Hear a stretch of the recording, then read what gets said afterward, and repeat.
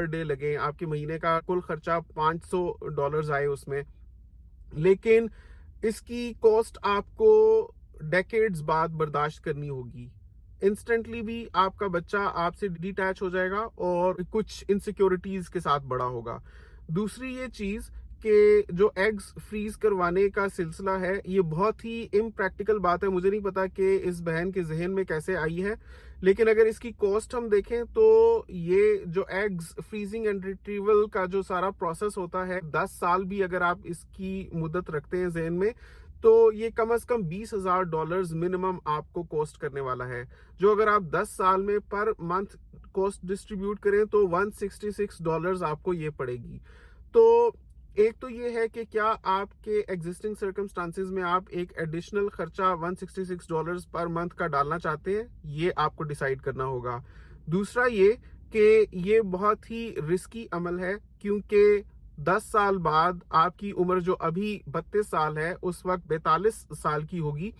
تو it's not just about freezing the egg تو healthy رہ سکتا ہے, لیکن اس وقت جب دوبارہ پریگننسی کا عمل ہوگا تو حالات آپ کے لیے سازگار نہیں ہوں گے. ہو سکتا ہے کہ اتنی کاسٹ بیئر کرنے کے بعد بھی آپ کو کوئی اس کا فروٹ نہ ملے.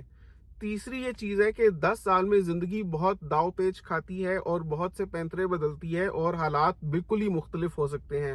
آپ 10 سال بعد کا فیصلہ آج کے ایگزسٹنگ سرکمسٹانسز کی بنیاد پر لے رہی ہیں اور اس میں آپ $1000s جھونکنے کا سوچ رہی ہیں.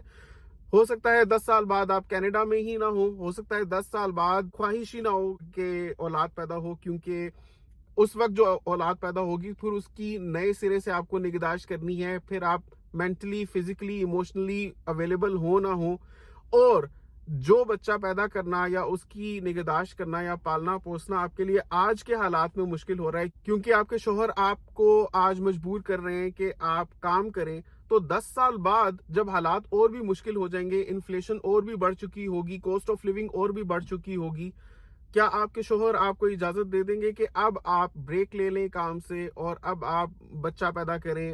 میں نے کہا کہ یہ ایگز فریزنگ کا خیال آپ کے ذہن میں آیا بھی کیسے؟ کیا آپ نے کسی کو دیکھا ہے یا کچھ؟ کہتی ہیں کہ حمید مجھے یہ کہہ رہے ہیں کہ تم ایگ فریز کروا لو.